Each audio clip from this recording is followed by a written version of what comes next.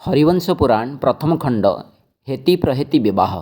सरस्वती तीरे गंधमार्दन पर्वत अष्टवसु गंधर्वे जे हेले तहीं जात सुगंध नामे जेवन से पर्वत तले विद्याधर मानकर क्रीड़ा रात्र काले अपूर्व पदार्थ तहीं पटांतर नाही नानादि विद्या औषधि अछि तहीं रही लोमस महाऋषिंक अटई विश्राम लिंगेक अछि गंधर्व स्वर तांक नाम पर्वतरू झरी शिखे पड़े पुष्पजल अमृत समाने स्वादु सुगंध शीतल ସେହି पर्वतକୁ कंस बेगे गला उठी नमस्कार कला ऋषि पादे देई दृष्टि चरण पखाଳି ଘେନି ସୁବାସିତ ନୀର ନିସ୍ତରିଲି ବୋଲେ ଶିର ଲଗାଇଲା କର ଅଷ୍ଟମଲ୍ଲ ଆଦି କରି ସବୁ ଯଦୁବୀରେ ମୁନିଙ୍କି ଯେ ନମସ୍କାର କଲେ ଯେ ଯାହାରେ ଅନେକ ପୁଛା କଲା ସେ କଂସ ନରପତି ମହାମନ୍ତ୍ର ପଢ଼ି ମୁନି କଲ୍ୟାଣ କରନ୍ତି କପାଳେ ବିଭୂତି ଦେଲେ ଝୁଲିରୁ ସେ କାଢ଼ି କୃଷ୍ଣାଜିନ ଛାଲ ଦେଲେ ବସିବାକୁ ମାଡ଼ି କନ୍ଦମୂଳ ଆଣି ମୁନି ଆଗେ କୁଢ଼ାଇଲେ ଆଗେ ଉଭା ହୋଇ ମୁନି କୃତାଞ୍ଜଳି ହେଲେ କଂସ ବୋଲଇ ବସିବା ହେଉ ମୁନି ବେଗେ ହାନି ଲାଭ କଥା ହେଲେ କହ ମୋତେ ତେବେ ମୁନି ବୋଇଲେ ରାଜା ହୋ ତୁମ୍ଭର ପ୍ରସାଦେ କାହାକୁ ହିଁ ଡର ଭୟ ନାହିଁ ମୋର ହାଦେ ଆଉ କଥାଏ ମାଗିବୁ ରାଜା ଆମ୍ଭେ ଯାହା ସତ୍ୟ କରି ଦେବ ତୁମ୍ଭେ ଆମ୍ଭଙ୍କୁ ସେ ତାହା କ୍ଷତ୍ରିଙ୍କର ଧର୍ମ ସିନା ଏସନ ସ୍ୱଭାବ ହାରିବା ଜିଣିବା ରଣ ପାଇଲେ କରିବ ଶରଣ ପଶିବା ଜନ ନ ମାରିବ ରଖି ବିପ୍ରଦାନ ମାଗିଲେ ତା ନ ଦେବ ଉପେକ୍ଷୀ କ୍ଷତ୍ରି ହୋଇ ନ କରିବ ଯେବେ ନିଜ କର୍ମ ଘୋର ନରକେ ପଡ଼ିବ ନାଶ ଜୀବ ଧର୍ମ ଆମ୍ଭେ ଋଷିମାନେ ଅଟୁ ବ୍ରହ୍ମପୁତ୍ର ନାତି ତୋ ବାହୁବଳେ କାହାକୁ ଆମ୍ଭର ଯେ ଭୀତି ଯୁଦ୍ଧ କରିବାକୁ ନୁହେଁ ଆମ୍ଭେ ଶସ୍ତ୍ରଧାରୀ ଦାନେ କ ମାଗିବୁ ଦେବୁ ତୁ ନାତି ନ କରି କଂସ ବୋଇଲା ମୁନି ହେ ମାଗ ଧାତିକାରେ କେତେ କଟାଳ କରୁଛ ଦେବି ତା ସତ୍ୱରେ ଯାହା ମାଗିବ ମୁଁ ତାହା ଦେବି ଏହି କ୍ଷଣି ଏ ମୋର ସତ୍ୟ ସତ୍ୟ ନିରାଧାର ବାଣୀ ତୁମ୍ଭ ଭଳି ଋଷି ଯେବେ କଲ ଦାନ ଇଚ୍ଛା ଦେବଇଁ ଅବଶ୍ୟ ପୂର୍ଣ୍ଣ କର ମନୋବାଞ୍ଛା ଦେବଇଁ ଅବଶ୍ୟ ପୂର୍ଣ୍ଣ କରି ମନୋବାଞ୍ଛା ଯଦ୍ୟପି ହେ ମହାମୁନି ଜୀବନ ମାଗିବୁ ଅବଶ୍ୟ ଶିର କମଳ ଆଦି ଦେବି ସବୁ ମୁନି ବୋଇଲେ ଦେବାକୁ ଅଛି ଯେବେ ସଧ ଜରାସନ୍ଧ ନୃପତିକୁ ନ କର ତୁ ବଧ ଦୋଷ ଅପରାଧ କ୍ଷମା କରିବୁ ଏହାର ବନ୍ଦୀ ମୁକୁଳାଇ ଛାଡ଼ି ଦିଅ ଦଣ୍ଡଧର ସବୁ ରାଜାଙ୍କ ଉପରେ ଏ ମଉଡ଼ମଣି ନବଖଣ୍ଡ ମହିରେ କେ ନ ପାରିଲେ ଜିଣି ତୁମ୍ଭେ କାଳ ନେମି ଜାତ ହେଲର ବିତଳେ ଜିଣିଲ ଏ ଜରାସନ୍ଧ ରାଜା ଭୁଜ ବଳେ ଏ ନବଖଣ୍ଡ ମହିରେ ଛନ୍ତି ଯେତେ ରାଜା ସମସ୍ତେ କରନ୍ତି ଆସି ଏହା ପାଦ ପୂଜା ଏବେ ତୁମ୍ଭେ ଏହାକୁ ଯେ କିଞ୍ଚିତେ ଜିଣିଲ ପ୍ରାଣେ ନ ମାରିଲ ବାନ୍ଧି ଏଠାକୁ ଆଣିଲ ଏହାର ଯେ ବଡ଼ ଭାଗ୍ୟ ଦେଖା ହେଲା ମୋର ଛାଡ଼ିଦେବୁ ମାଗୁଅଛି ତୋତେ ଏହି ବର ଏଡ଼େ ବଡ଼ ରାଜା ଗୋଟା ପାଇଲାଣି ଦୁଃଖ ତୁମ୍ଭର ହୋଇଥାଉ ଏ ସମ ଏକ ରଖ ଆବର କଥାଏ ଆମ୍ଭେ କହିବୁ ତୋ ଆଗେ ଅଶ୍ୱ ଗୋଟିଏ ତୁ ଆଗ ମେଲ ମହି ଭାଗେ ତାରକାସୁର ଏ ବିଧି ଦିଗି ବିଜେ କଲା ସ୍ୱର୍ଗମର୍ତ୍ତ୍ୟ ପାତାଳକୁ ହେଳେଣ ଜିଣିଲା ଲଙ୍କା ଅଧିପତି ପୂର୍ବେ ରାବଣ ଦଇତ ଦିଗ ବିହରଣ କଲା ସେ ବିଶ୍ରବାସୁତ ଡରେ ସକଳ ଦେବତା ହେଲେ ତାର ବଶ ତ୍ରେତା ଯୁଗରେ ଶ୍ରୀରାମ ବାଣ ଗଲେ ନାଶ ଶ୍ରୀରାମର ବ୍ରହ୍ମଶରେ ମଲା ଦଶ ଶିରେ ଦିଗି ବିଜେ କରିବାର ଏମନ୍ତ ବିଚାରେ ତୁମ୍ଭେ ଦ୍ୱାପର ଯୁଗେ ଦିଗି ବିଜେ କଲେ ଯଥାବିଧି ପୂର୍ବ ପରି ଅଶ୍ୱ ନ ମେଲିଲେ ଆଗେ ଅଶ୍ୱ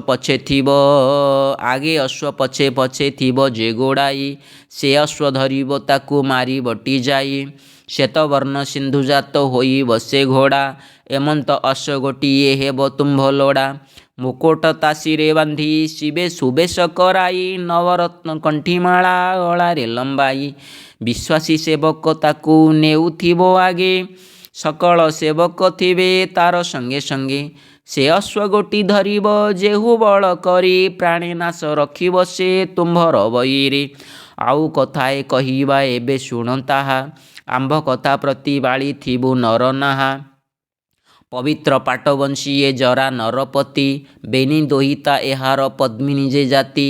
ହେତି ପ୍ରହେତି ବୋଲି ସେ ଦୁହିଁଙ୍କର ନାମ, ଅପୂର୍ବ ରୂପବତୀ ସେ ଦୁହେଁ ଅନୁପମ।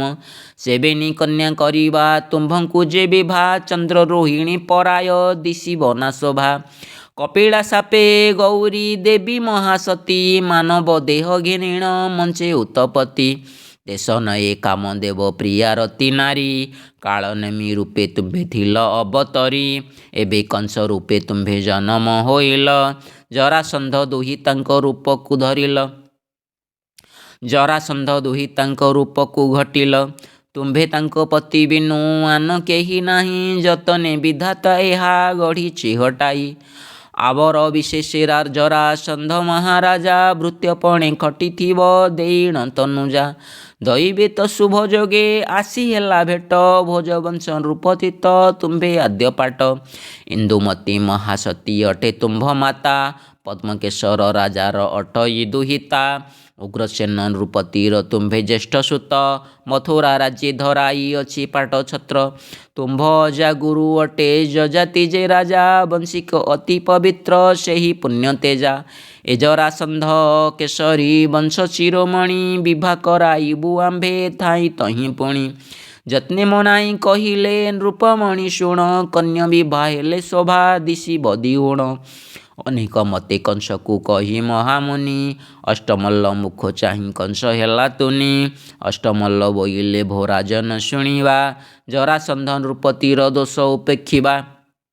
ସତ୍ୟ କରାଇ ମାଗିଲେ ମୁନି ରାଜଦାନ, ଏକଥା ନ କଲେ ନାଶ ଯିବ ସବୁ ପୁଣ୍ୟ। ଆବର ବିଶେଷ ସେହି ଦେବ ଯେବେ କନ୍ୟା, ଏ ରାଜାର ଦୋଷ ତୁମ୍ଭେ କରିବ ନା କ୍ଷମା। ଭୋଦେବ ନେଇ ମୁନିଙ୍କି ଜରାସନ୍ଧ ଦେବା, କନ୍ୟା ବେନି ଆଣି ମୁନି କରାଇବା ବିଭା। କଂସ ବୋଲେ କେଶି ତୁହ ଜରାସନ୍ଧ ନିଅ, ରଜ୍ଜୁ ଫିଟାଇ ମୁନିର ପାଶେ ନେଇ ଦିଅ। କଂସ ଆଜ୍ଞା ପରମାଣେ ଜରା ଅଣାଇଲେ, ଲୋମସ ମୁନି ଗୋଚରେ ନେଇ ସମର୍ପିଲେ। ବନ୍ଦୀରୁ ମୁକୁଳ ହେଲା ଜରାସନ୍ଧ ରାଜା, ମୁନି ପାଦ ତଳେ ପଡ଼ି କଲା ପାଦ ପୂଜା। କଂସକୁ ଯେ ନମସ୍କାର କରି ଉଭା ଆଗେ, ମୁନି ବୋଲନ୍ତି ଦୁହିତା ରାଜା ଆଣ ବେଗେ। ଦୂତ ପଠାଇ କନ୍ୟାଙ୍କୁ ଆଣ ନୃପମଣି, ସୁବେଶ କରି ସଙ୍ଗରେ ମୁଦୁସୁଲି ଘେନି। କନ୍ୟାଙ୍କ ରୂପେ ହିନ୍ଦୋଳା ପାଉଅଛି ଶୋଭା, ଦେଖି କଂସର ବଢ଼ିଲା କାମଦେବ ପ୍ରଭା। ମୁନି ବୋଇଲେ ଶୁଣ ତୁ ମଗଧ ନୃପତି, ପିତୃଦତ୍ତ କନ୍ୟା ପୁଣି ରାଜଦତ୍ତ ପୃଥି। ଗୁରୁଦତ୍ତ ମନ୍ତ୍ର ଜାଣ ଭାଗ୍ୟଦତ୍ତ ଧନ, ପୃଥ୍ୱୀଦତ୍ତ ଶସ୍ୟ ସିନା ଜ୍ଞାନ ଦତ୍ତ ମନ।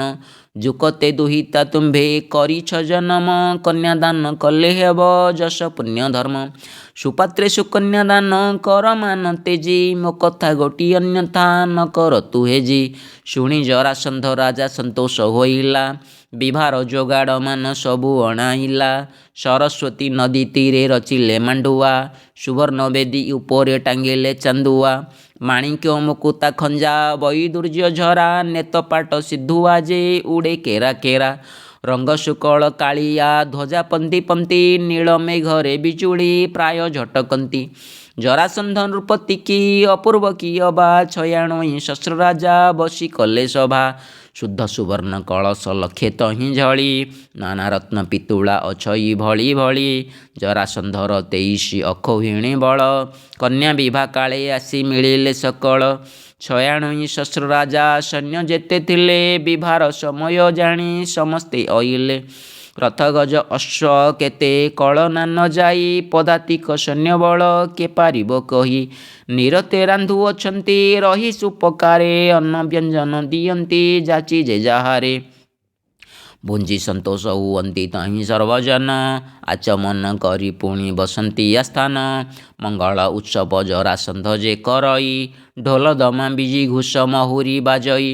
ଅପ୍ରମିତ ବାଜଣାର ବୀରତୁର ନାଦେ, ଗଗନ ଉଛୁଳୁଅଛି ଘୋରତର ଶବ୍ଦେ। ବନ୍ଦାପନା କରନ୍ତି ସେ ସାତ ଦୀପ ଘେନି, ମଙ୍ଗଳ ଗୀତ ଗାବନ୍ତି ଅହିୟ କାମିନୀ। ବରକନ୍ୟା ବସାଇଲେ ବେଦୀରେ ସେ ମୁନି, ଦଶ ସହସ୍ର ବିପ୍ର ଉଚ୍ଚେ କଲେ ବେଦ ଧ୍ୱନି। ଉଚ୍ଚାରିଣ ଦେଶ କାଳ ବାକ୍ୟ ଦ୍ୱିଜ ମେଳେ, ଗୋତ୍ର ପାଲଟାଇ ରାଜା ହସ୍ତକୁ ଯୋଡ଼ିଲେ। ଶଙ୍ଖେ ଭରି ଜିଳ ଜଳ ତିଳ ଦେଲେ ଯଉତୁକ, ଦୁଇ କୂଳ ଆନନ୍ଦରେ ହୋଇଲେ ଉତ୍ସୁକ। କୋଟି ଏକ ଅଶ୍ୱ ଦେଲେ ବେନି କୋଟି ହସ୍ତି, 4 କୋଟି ଅଶ୍ୱାରୋହୀ କୋଟିଏ ପଦାତି। ଲକ୍ଷେ ଶ୍ଵେତ ଛତ୍ରପାଟ ଛତ୍ର ଆଦି କରି, କୋଟି ପାଣି ଦ୍ରବ୍ୟ ଦେଇ ନିହୁଡ଼ିଲେ ବାରି। 10 ସହସ୍ର ପରିବାରୀ ହେଲେ ନବଯୁବା, ଏକ ଏକ କାମିନୀ ଯେ ଏକୁ ଏକ ଶୋଭା। ଦଣ୍ଡ ଛତ୍ର ସିଂହାସନେ ଭୂମି ଦାନ ମୂଳେ, ଅନେକ ଦ୍ରବ୍ୟ ଯୌତୁକ ଦେଲେ ମହୀପାଳେ। ଆରେକ ଦୁହିତା ବିଭା ସେ ବେଦୀରେ କରି, ହେତି ପ୍ରହିତେ ସେ ଦୁଇ ପରମା ସୁନ୍ଦରୀ। ଲାଜା ହୋମ ସାରି ବିଭା ବିଧି ଶେଷ କଲେ, ଉଠି ଜରାସନ୍ଧ କର ଦୁଇକି ଯୋଡ଼ିଲେ। ଭୋକଂସ ରାଜା ତୁ ଯଦୁ ବଂଶ ଶିରୋମଣି, ଅନେକ ଦୋଷ କଲି ମୁଁ ନ ଚିହ୍ନି ନ ଜାଣେ। ଜାୟା ପିତା ବୋଲିବାକୁ ଭାଜନ ନୁହଁଇ, ଶରଣ ପଶିଲି ଦୁଇ ଦୁହିତାକୁ ନେଇ। ମୋର ସକଳ ସମ୍ପଦ ଅଟଇ ତୁମ୍ଭର, ଶରଣ ସୋଦର ବାନା ବହୁ କଂସାସୁର। ବାରେ ଅନୁଗ୍ରହ କର ମୁଁ ସିନା ତୋହର, ସେବକ ପଣରେ ରଖ ଦୋଷ ମନ ଧର। ପୁତ୍ର ଭାରିଜା ସହିତେ କୁଟୁମ୍ବ ମୋ ଯେତେ, ଶରଣ ପଶୁଛି ଘେନି ଦୁହିତା ସହିତେ। ଶୁଭେ ପ୍ରତିପାଳୁଥିବୁ ମୋର ବେନି ଯେମା, ତାହାଙ୍କର ଦୋଷ ଦୋଷ କରି ତୁଜେ କ୍ଷମା। ଅନେକ ବିନୟ କରି କହେ ନର ନାହା, ଅସମୟରେ ତୁ ବାବୁ ହେବୁ ମୋତେ ସାହା। ଆଜହୁଁ ଏବେ ହୋଇଲି ମୁଁ ତୁମ୍ଭର ବଶ, ଦ୍ରୋହ କର୍ମ କଲେ ମୁହିଁ ନ ଧରିବୁ ଦୋଷ। କଂସାସୁର ବୋଇଲା ହୋ ବୋଲ ତୁମ୍ଭେ ଯାହା, ମୋ ପଞ୍ଚଭୂତ ଆତ୍ମାର ହେଲ ଏବେ ସାହା। ଯେତେ ଦୋଷ କରିଥିଲେ ସବୁ ଉପେକ୍ଷିବୁ, ଦୁହିତା ଦୁଇ ଦେଲାରୁ ଦୋଷ ଗଲା ସବୁ। ନ ଜାଣିବା ପଣେ ସିନା କଲ ଅମରୀଶ, ସେ କଥା ବିଚାରିଲେ ହେବ ଆଉ କିସ। କେଶୀ କର ଯୋଡ଼ି ବୋଲେ ମଗଧ ଈଶ୍ୱର, ପୃଥିବୀରେ ଏକମାତ୍ର ଅଟ ତୁମ୍ଭେ ବୀର। କର୍ମ ଅବଳକୁ ସିନା ରଣି ଗଲ ହାରି, ହାରି ବାଜିଣିମା କ୍ଷତ୍ରିବେ ଭାର ଏପରି। ସେ କଥା ମନେ ନ ଧର ତୁହ ନରପତି, ଆମ୍ଭ ତୁମ୍ଭ ଆତ୍ମା ଏକ ଅଭିନ୍ନ ପିରତି। ଏହା କହି ବେନି ଜନ ହେଲେ କୋଳାକଳି, ଅକ୍ରୂର ଉଦ୍ଧବ ଆଦି ଯଦୁବଳ ମେଳି। ଜରାସନ୍ଧ ନୃପତିକୁ କଲେ ପୌରୁଷ, ଚଉଠି ସପ୍ତମଙ୍ଗଳା ବିଧି କଲେ ଶେଷ। ଜୟତୁ ସୃଷ୍ଟି କରତା ବିଧାତା, ଜୟତୁ ଦେବ ଚଉବର୍ଗ ଦାତା। ଜୟତୁ ଦେବ ଭିଆଣ ତୋ ଧନ୍ୟ, ଜୟତୁ ଦେବ ନୁହେଁ ତାହା ଅନ୍ନ। ଯାହା ଲଭିଥିବୁ ତାହା ଅନ୍ୟଥା ନ ହୋଇ, କାହିଁ ମଥୁରା ମଗଧ ଲୋମ ସହି କାହିଁ। ଘଟାଇଲୁ ଆଣି ଏଣୁ ବିହି ତୋର ନାମ, ଅଚ୍ୟୁତାନନ୍ଦ ଦାସ ମୁଁ ମୋର କର୍ମ ବାମ। ତେଣୁ ହରିବଂଶ ଗ୍ରନ୍ଥ ଲେଖିବାକୁ ମନ, ସାଗରକୁ ଲଙ୍ଘିବାକୁ ମୁହିଁ କି ଭାଜନ। ଏଣୁ ଦେବବର କରେ ତବ ବାଦ ସେବା, ସରସ୍ୱତୀଙ୍କୁ ପଠାଇ ପଦ କହି ଦେବା। ହରି ବୋଲ।